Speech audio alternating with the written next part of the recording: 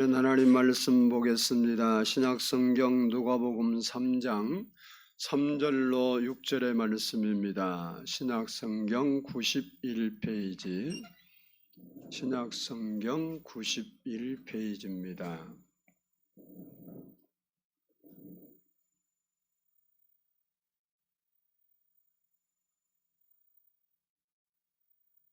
저와 한 절씩 교독하도록 하겠습니다. 요한이 요단강 부근 각처에 와서 죄 사함을 받게 하는 회개의 세례를 전파하니 선지자 이사야 책에 쓴 바 광야에서 외치는 자의 소리가 있어 이르되 너희는 주의 길을 준비하라 그의 오실 길을 곧게 하라. 모든 골짜기가 메워지고 모든 산과 작은 산이 낮아지고 굽은 것이 곧아지고 험한 길이 평탄해질 것이요 모든 육체가 하나님의 구원하심을 보리라 함과 같으니라. 아멘. 이 시간에 성가대의 찬양이 있겠습니다.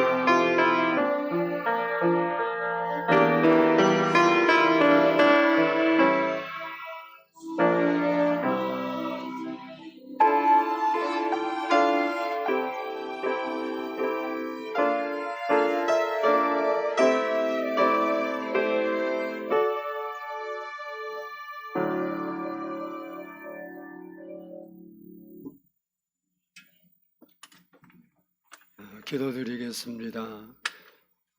사랑의 아버지 하나님 감사합니다. 오늘도 이렇게 저희가 하나님 앞에 나와 예배할 수 있도록 은혜를 베풀어 주심을 인하여 진심으로 감사합니다. 이 시간 하나님 말씀을 듣기 전에 저희가 머리를 조아리고 하나님 앞에 은혜를 구합니다. 이 시간도 우리의 마음을 여셔서 주의 말씀을 믿음으로 받을 수 있도록 은혜를 부어주시고, 오늘도 아버지 하나님 말씀을 통해서 우리 영혼이 소생하는 시간이 되도록 주께서 역사해 주시기를 원합니다. 주님 의지하고 사랑합니다. 주님께서 말씀으로 우리를 만나 주시고 우리가 하나님을 경험하고 하나님의 은혜가 우리에게 임하게 해 주시기를 원합니다.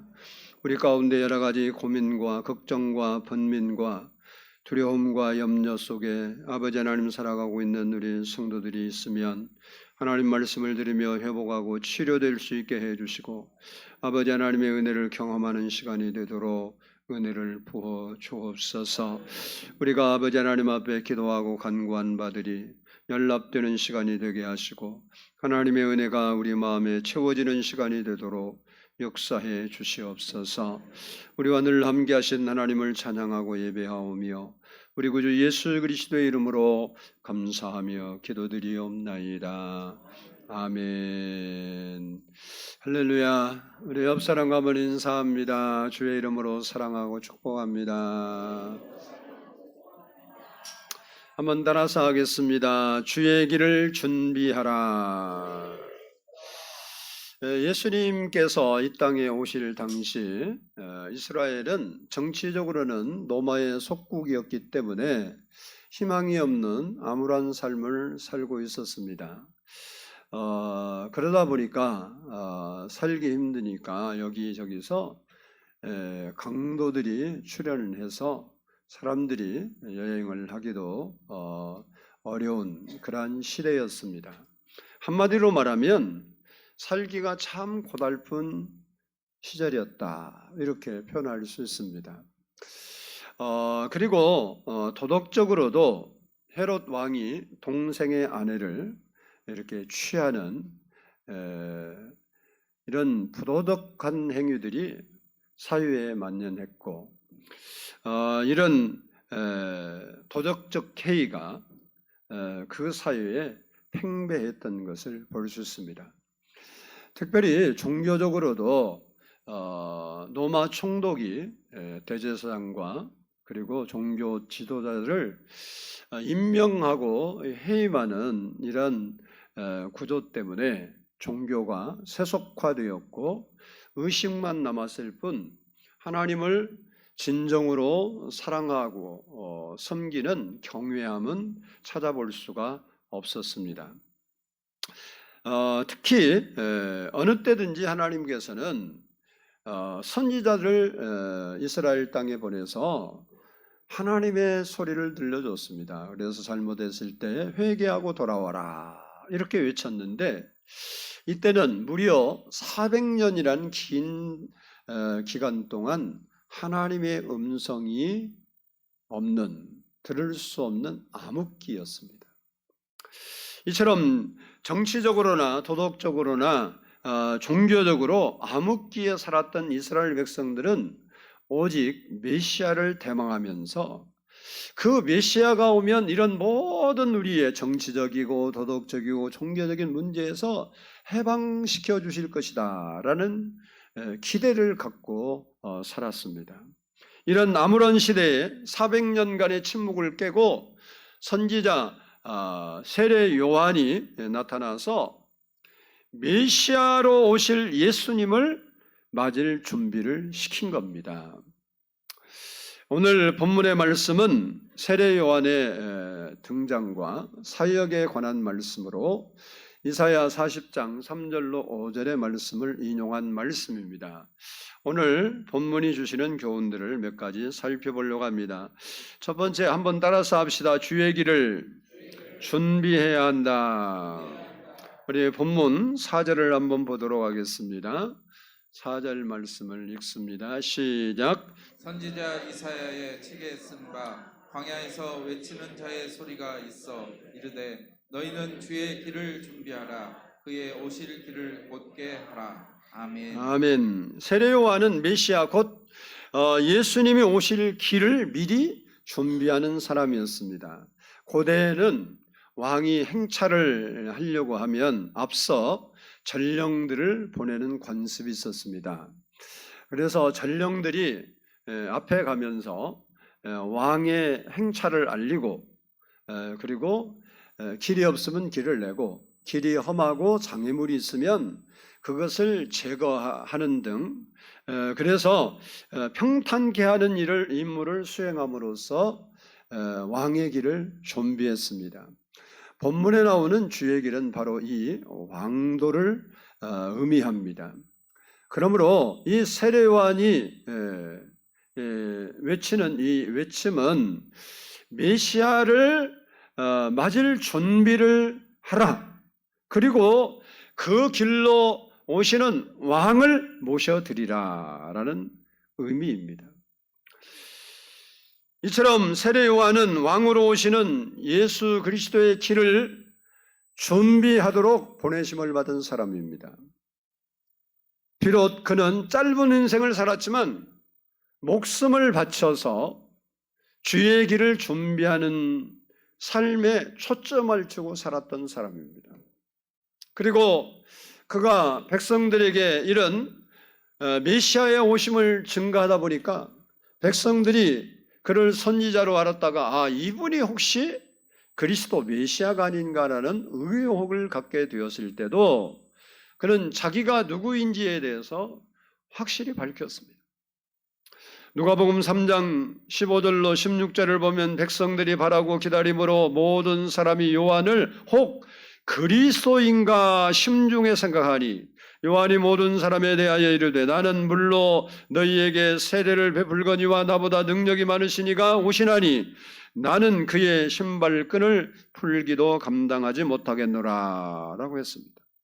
그리고 제사장들과 레위인들도 이런 의혹이 있으니까 찾아와서 물었어요. 당신이 누구냐?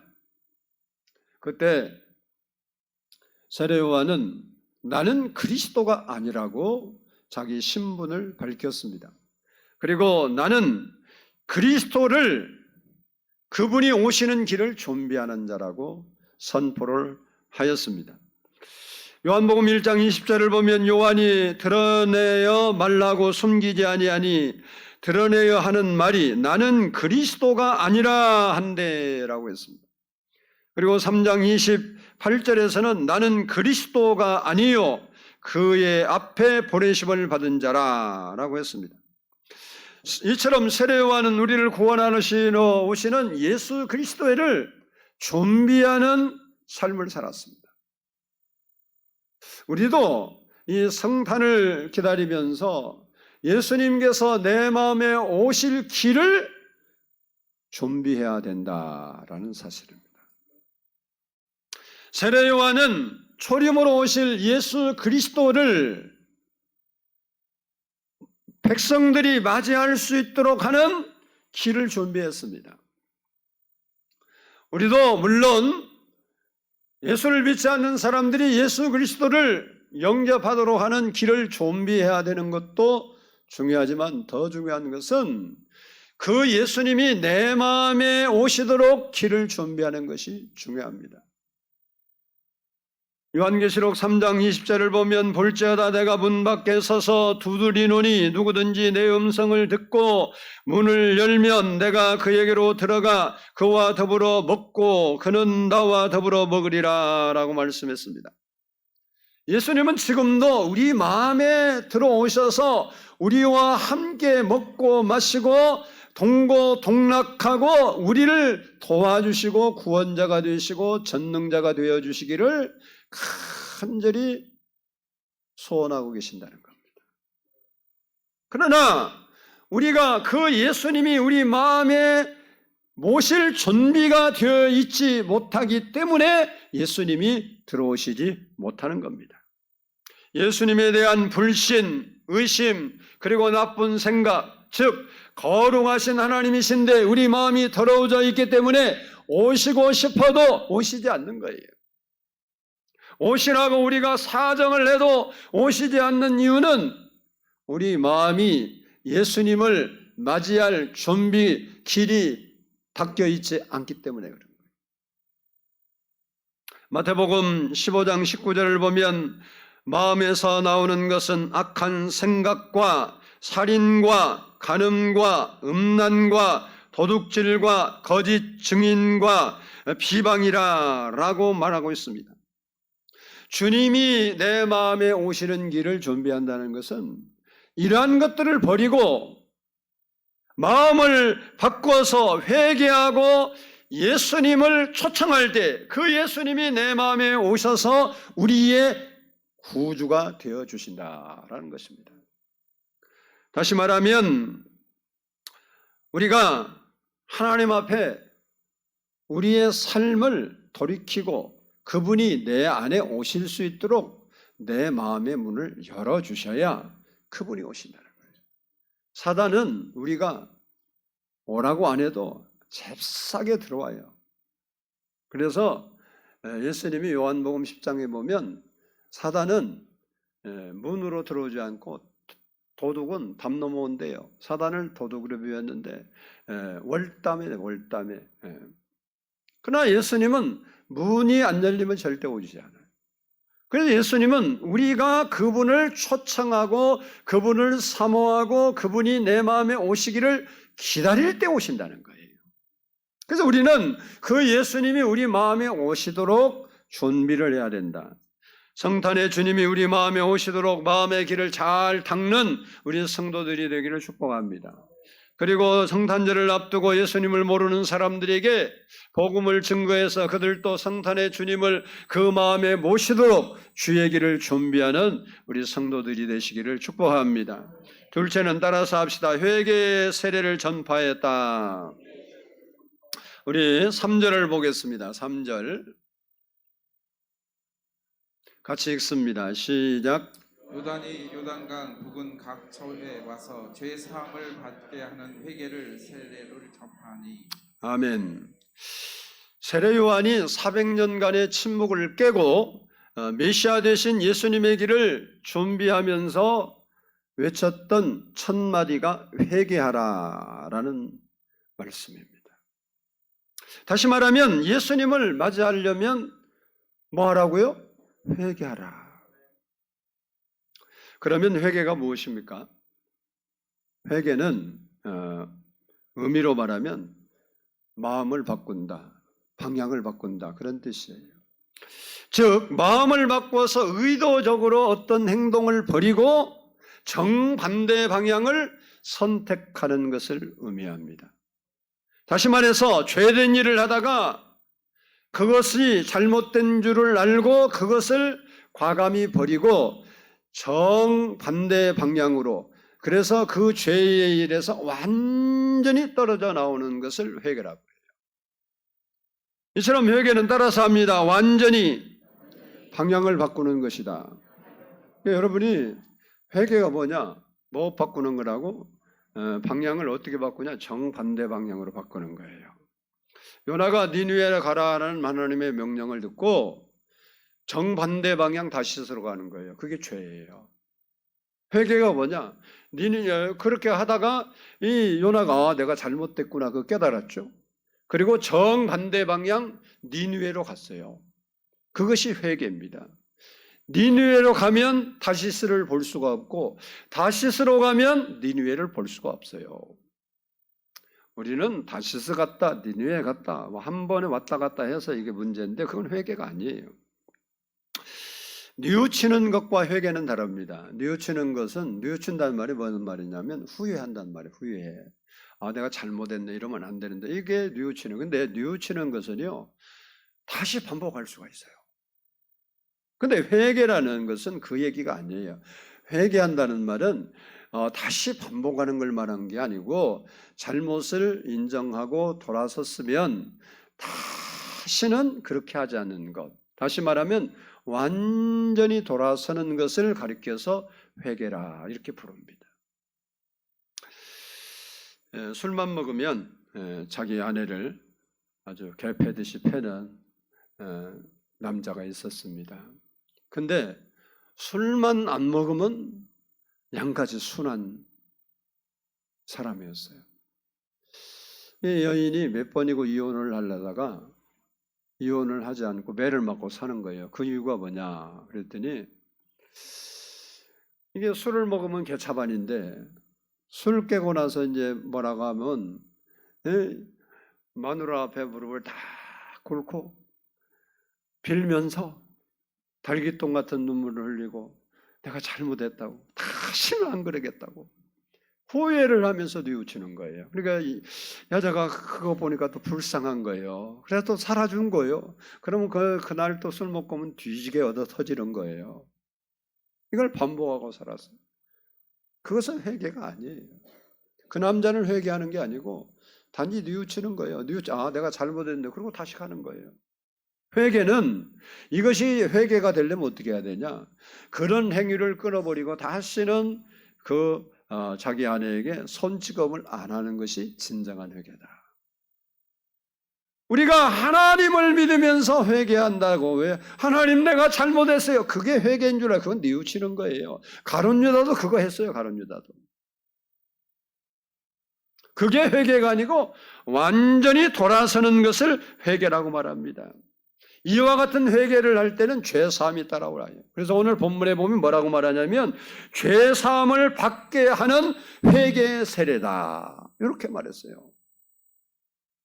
다시 말하면 우리가 진정으로 회개하고 악한 길에서 떠나서 하나님의 뜻대로 행하기로 결정하고 하나님께 결단할 때 우리의 모든 죄가 사함을 받을 수 있도록 길이 열리게 되는 거예요. 이사야 1장 18절을 보면 여호와께서 말씀하시되 호라 우리가 서로 변론하자. 너희의 죄가 주홍 같을지라도 눈과 같이 희어질 것이요 진홍같이 붉을지라도 양털같이 희게 되리라 라고 하셨습니다. 이렇게 회개가 중요하기 때문에 예수님께서 공생애를 시작하면서도 첫 번째로 하신 말씀이 회개에 관한 말씀이에요. 마태복음 4장 17절을 보면 이때부터 예수께서 비로소 전파하여 이르시되 회개하라 천국이 가까웠느니라 하시더라 라고 했습니다. 회개하지 않으면 예수님을 우리 마음에 모셔드릴 수가 없다는 거예요. 우리의 잘못된 생각을 버려야 돼요. 예수님에 대한 편견을 버려야 돼요. 말씀에 대한 편견을 버려야 돼요. 그 잘못된 생각을 내려놓아야 우리가 예수 그리스도를 우리 마음에 모실 수 있는 것입니다.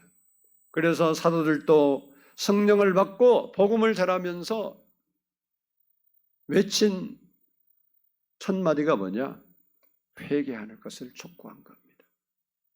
사도행전 2장 38절을 보면 베드로가 이르되 너희가 회개하여 각각 예수 그리스도의 이름으로 세례를 받고 죄 사함을 받으라. 그리하면 성령의 선물을 받으리니 라고 했습니다. 회개가 얼마나 중요한가를 우리에게 알려줘요. 우리 회개해야 돼요. 아멘. 우리는 근심하지 말라는데 근심하고 두려워하지 말라는데 두려워하고 원망하지 말라는데 원망하고 미워하지 말라는데 미워하고. 근데 회개했어요? 한번 물어봅시다. 조금이라도 손들어라 미안할까? 미안할 것도 없을 것 같은데 염려거리가 있는 사람 손들어 보세요. 큰 염려나 작은 염려나 조금이라도 염려 있다. 들기가 멋쩍여요? 그럼 발 들으세요. 있다고 하고 그러면 이렇게 하면 되겠다. 들기가 멋쩍어요. 없는 사람만 손들어. 염려가 나는 하나도 없다. 걱정 염려가 없다. 그러면 다 나만 들었네. 나만 없고 다 있는 거네. 그러면 오늘 예배 드리러 왔잖아요. 그러면 이제 성전에 와서 기도했을 거 아니에요. 뭔 기도했는지 했을 거 아니에요. 근데 회개했어요? 회개도 했죠. 그럼 대충 했겠지. 그러면 염려 있다고 그랬으니까 하나님은 염려하지 말라 그랬는데 제가 일주일 살면서 염려하다 왔습니다. 주님 용서해 주시고 염려의 마음 주님 가져가시고 기쁨의 마음을 부어 주옵소서. 이런 기도했어요? 여러분 신앙을 여러분은 이상하게 하는 거예요. 신앙하고 삶이 전혀 이게 일치가 안 돼요. 그러니까 열심히 와서 하는데 우리는 하나님 말씀대로 행하지 않는 게 너무 많은데, 회개하라면 뭐 내가 회개할 게 뭐가 있는데, 나 잘못한 거 없는데, 무슨 도덕적 윤리적인 거 회개하라는 것도 아닌데, 내가 미움의 마음을 가득 안고 살았다. 그러면 오늘 와서 하나님 앞에 예배 드리기 전에는 적어도 여러분이 미워할 수도 있고, 그렇죠, 인간이면 그럴 수 있는 걸 제가 하지 말라고 꼭 한다고 해서 안 할 일도 없지만, 그러면 적어도 뭔 좀 해야겠죠? 하나님이 사랑하고 살아라 그러는데 아주 원수도 아닌 원수도 미워했습니다. 주님, 제 잘못된 마음을 예수 피로 씻어주시고 저로 하여금 사랑의 마음을 부어 주시옵소서. 이렇게 회개를 하고 와서 예배를 드려야 하나님 그 마음에 찾아오시는 거 아니겠어? 아멘은 어디다 까먹었네. 사도 바울은요, 로마서 12장 2절에서 이렇게 말합니다. 너희는 이 세대를 본받지 말고 오직 마음을 새롭게 함으로 변화를 받아 하나님의 선하시고 기뻐하시고 온전한 뜻이 무엇인지 분별하도록 하라. 우리에게도 이 시간 회개의 영이 임하기를 축복합니다. 우리에게 회개의 영이 임해야 돼요. 저는 성경을 읽어보면 다 내가 죄인인 것이 그냥 느껴지더라고. 늘 회개해요, 실제로.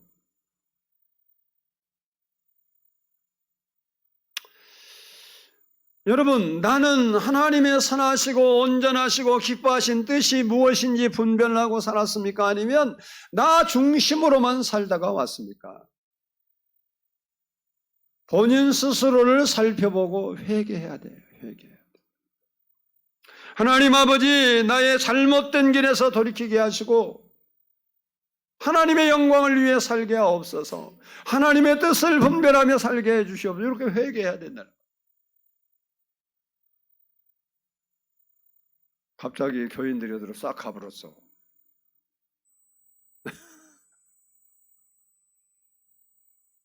여러분, 회개하는 사람은 하나님이 기뻐하시는 거예요. 바라기는 여러분이 성령 충만을 받고 하나님의 영광을 위하여 살아갈 수 있는 우리 성도들이 되기를 축복합니다. 마지막으로 주님을 맞이하기 위해서 해야 할 일들이 무엇인지를 잠시 살펴보겠습니다. 우리 5절을 한번 보겠습니다. 5절 시작. 모든 골짜기가 메워지고 모든 산과 작은 산이 낮아지고 굽은 것이 곧아지고 험한 길이 평탄하여질 것이요. 아멘. 아멘. 따라서 합니다. 골짜기를 메워야 된다. 여기 골짜기란 말은 산에 깊이 파인 그 계곡, 그리고 굽은 길, 험한 길, 이런 지형을 말해요. 지형. 그런데 문자적 의미는 그건데 오늘 본문에서는 마음의 골짜기를 말해요. 마음의 골짜기. 골짜기 메워준다고 이스라엘 가면 예루살렘도 골짜기로 되어 있어요. 양쪽으로 성을 중심으로. 그 기드온 골짜기, 흰놈의 골짜기, 그런 거 성경 나오죠. 그거 예수님 오셔서 메워진 적이 있을까 없을까? 없어. 그러니까 지형을 원래 의미한 단어지만 그게 아니고 마음의 골짜기를 이야기한다. 즉 미움의 골짜기, 상처의 골짜기, 그리고 분노의 골짜기, 절망의 골짜기, 불신의 골짜기, 이런 골짜기들이 메워져야 한다는 거예요. 현대인들은 마음이 깊이 파인 골들이 많은 사람들이 참 많아요. 여러분, 이 상처라는 거, 여러분 살면 상처 없는 사람 없겠어요. 상처,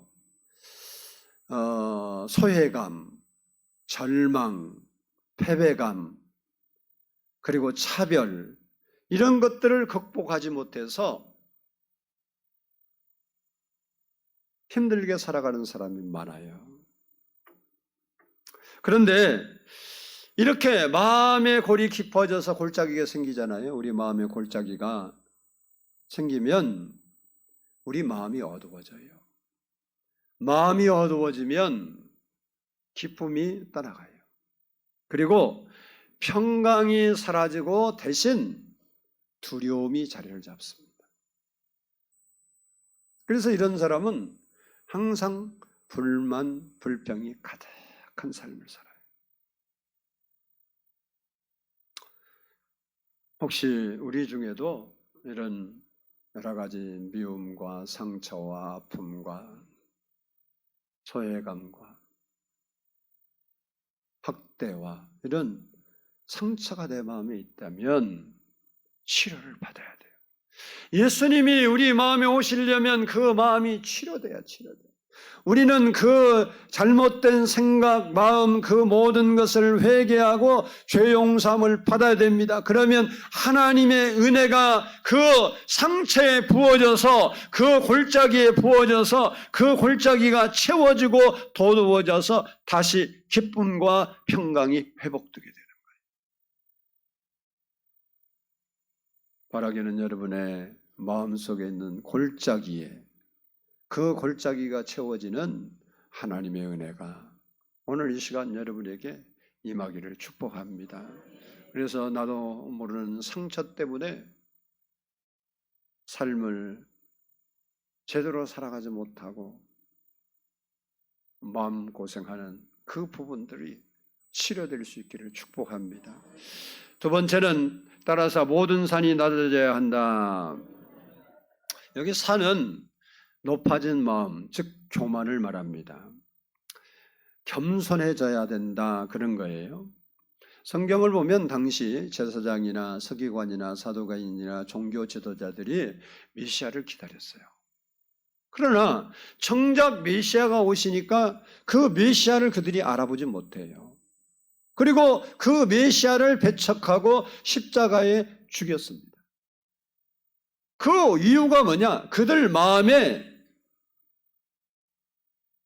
높은 교만의 산 때문에 그래요. 예수를 인정할 마음이 없어. 자기가 가지고 있는 지식, 자기가 가지고 있는 율법, 자기가 가지고 있는 가치관, 그것으로 예수를 다 뭉겼어. 그것만 없었으면 그들이 예수님을 십자가에 못 박을 일이 없어요. 예수님은 가장 낮은 마국간 구유에 오셨습니다. 그리고 공생애를 하실 때도 낮은 곳을 찾아가셨습니다. 그래서 우리 마음이 겸손하지 않으면 성탄의 주님을 절대 만날 수도 없고 영접할 수도 없어요. 성탄의 주님을 마음에 우리가 모시려면 겸손해져야 돼요. 겸손해. 주여, 내가 많이 배웠다고 교만했습니다. 조금 가졌다고 교만했습니다. 내가 조금 높은 자리에 있다고 교만했습니다. 그리고 그렇지 가지지 못한 사람을 무시했습니다. 교만한 마음을 받고 겸손하게 주님을 섬기게 하옵소서. 기도해야 돼요. 우리가 다른 사람보다 좀 더 배웠으면 얼마나 똑똑해요. 박사님들 만나보면요, 그쪽만 조금 더 하는 거지. 다른 쪽에는 일반인보다 농사 짓는 거 가서 물어봐. 뭘 알아? 그게 뭘 자랑할 거예요? 그것 좀 했다고? 맞아, 안 맞아? 저 농사 짓는 사람한테 가서 농사 짓는 거 박사라고 아냐고, 농사에 관한 박사를 땄으면 알겠지만, 자기가 뭐 조금 공부했다고 그렇게 똑똑해. 아무것도 아닌 건데. 하나님이 머리 한번 딱 돌리면 지식 싹 사라져버려. 치매 걸려봐. 머리가 있어. 아무것도 없지. 우리가 좀 가진 거 뭐가 그렇게 자랑거리가 돼? 부자가 가난해지는 건요, 순식간이에요. 우리가 건강하다고 자랑합니까? 건강이요. 어떤 사람은 평생 병원에 안 가서 자랑해요. 나는 60평생 한 번도 병원을 안 갔다고. 자랑할 거 아니에요. 그 사람이 한 번 좀 이상하다 그래서 병원 들어가면 걸어 들어갔다 나올 때는 칠성판에 누워서 나와. 그래도 골골백년이라고 병원 늘 간 사람은 죽지 않으니까 걱정도 하지 마라. 여기 뭐 한 가지 아프면 종합병원 가봐. 한 가지만 검사하는 게 머리부터 발끝까지 뭐 CT 찍고 무슨 MRI 찍고 무슨 또 뭐 단층 촬영하고 싹 뒤져서 조그만 문제 있으면 약 다 처방해갖고 죽을 사람이 절대 안 죽어. 수명이 늘어나는 게 왜 그러냐? 뭐 잘 먹어서도 그런 거지만 사실은 의학이 발달해서 그래요. 의학이 안 발달했으면 여기도 죽을 사람들 많아. 맞아요. 약이 우리를 살리는 거잖아. 그게 나쁘다는 게 아니고 자랑할 게 안 된다 그 소리예요. 여러분 건강이 뭐 자랑이에요? 언제 아플지 어떻게 알아? 우리는 조금만 다른 사람보다 나았다고 생각하면 교만해갖고 하늘 높이 올라가서 자기가 최고인 줄. 뭘 최고요? 아니요. 바울이 말한 대로 내가 나된 것은 주의 은혜로다. 내가 지금 이렇게 살고 있는 것이 주의 은혜지 주님이 나 붙잡아 주시지 않으면 내가 살 수 없습니다. 이 마음이 와야 돼. 이게 겸손한 마음이에요. 겸손한 마음. 교만하면 절대 안 되는 거예요. 교만하면 망하는 거예요. 높은 산이 낮아져야 돼요. 사울이 청년이었을 때 그리고 왕이 되기 전 때 왕의 초창기에는 너무너무 겸손했어요. 근데 왕이 되다 보니까 다른 사람들이 왕이시여 왕이시여 자꾸 옆에서 막 떠받들어주고 복종하니까 교만해졌어요. 그래서 그는 제사장의 역할까지 욕심을 부리고 그 사람이 왕이 아니었으면 사무엘 선지자가 안 왔다고 제사를 드리겠어요? 절대 못 드려요. 그가 만약에 왕이 아니고 그냥 청년이었다. 그 사람이 제사를 드렸겠어? 뭐 제사장 없으면 왕인데 내가 나라도 해야지 이런 생각 때문에 한 거 아니에요. 그게 교만이에요. 하나님 명령에도 불순종했어요. 결국 어떻게 됩니까? 비참한 최후를 맞이하는 것을 우리가 알고 있습니다. 우리의 높아진 마음을 낮추고 겸손히 살아갈 수 있는 우리 성도들이 되기를 바랍니다. 하나님 앞에도 겸손하고 사람 앞에도 뭐 좀 가짓고 뭐 잘나고 똑똑하고 뭘 자랑할 게 뭐 있어요?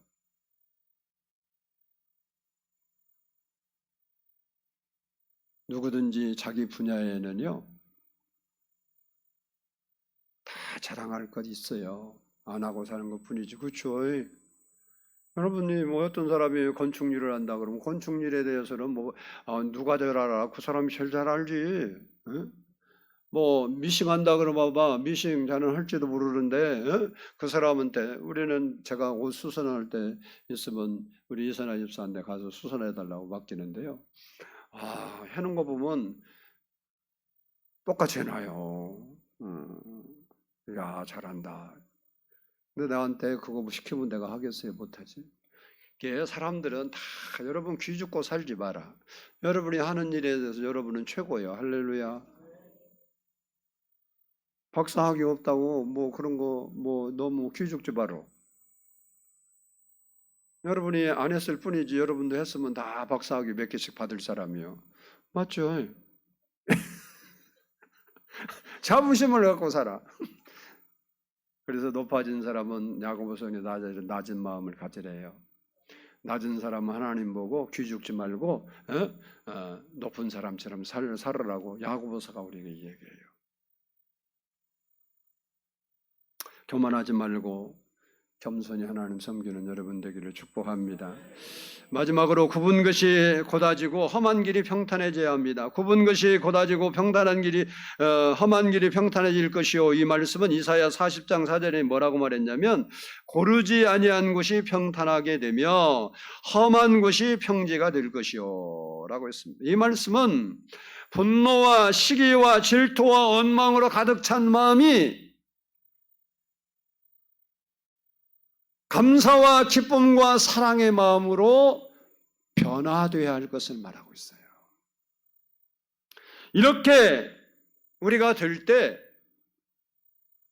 우리를 구원하러 오신 예수 그리스도 성탄의 주님을 우리 마음에 모실 수 있는 겁니다. 안나라는 선지자는 누가복음 2장에 보면 84년이나 성탄의 주님을 만나려고 성전을 떠나지 않고 금식하고 기도하면서 섬기다가 아기 예수님을 만났습니다. 우리도 예수님을 만나려면 주님을 사모해야 돼요. 사모함으로 기다려야 돼요. 이스라엘 백성들이 메시아를 사모했지만 실제로 왔는데 그들이 왜 예수님을 얼굴 보고도 인정하지 않고 만나지 못했느냐? 사모함이 없었어요. 그러나 병든 자, 그리고 어려운 일을 당한 자, 곤란한 일을 당한 자들은 예수님을 인정했어.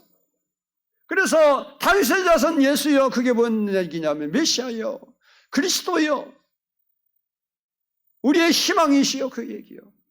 그렇게 부른 사람들은 너가 나를 그렇게 인정하냐? 그러면 내가 그 일을 해주지. 그리고 그들의 눈도 띄어지고 못 걷는 사람을 걷게도 하고 다 하나님의 은혜예요. 여러분, 하나님은 좋으신 하나님인 줄로 믿습니다. 오늘 또 여러분이 나중에 광고하려고 그랬는데 갑자기 여기 뭐가 올라와서 난 뭔가 봤더니 여러분에게 하나님이 치료해 주신 하나님 감사합니다. 그리고 이렇게 누가 이름은 나중에 알려줄게 해서 하나씩 돌려준다고 이렇게 했더라. 우리 영진이가 발랭갈랭가 무슨 이름도 잊어버렸는데도 하여튼 시름듯이 하는 근육 빠지는 병이 있어갖고 병원에 있었잖아. 이번에 병원에 갔더니 그런다고 그러더라고. 그 의사가, 신경과 의사가 그러더래요.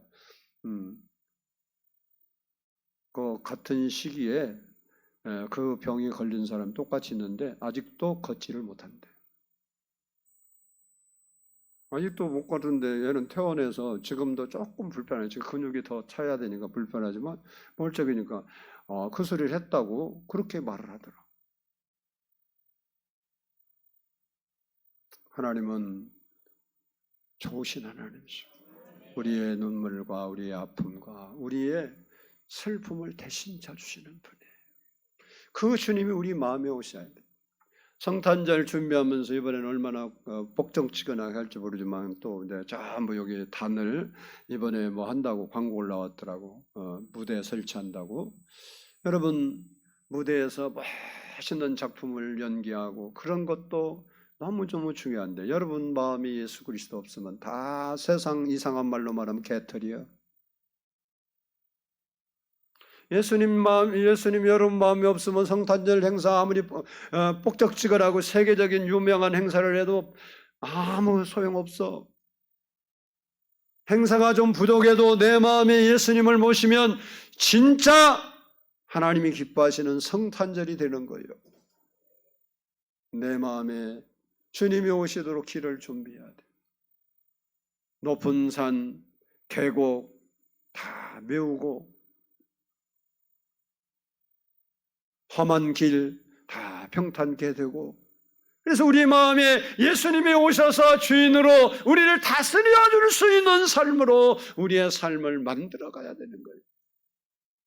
그것이 성탄을 준비하는 마음이에요.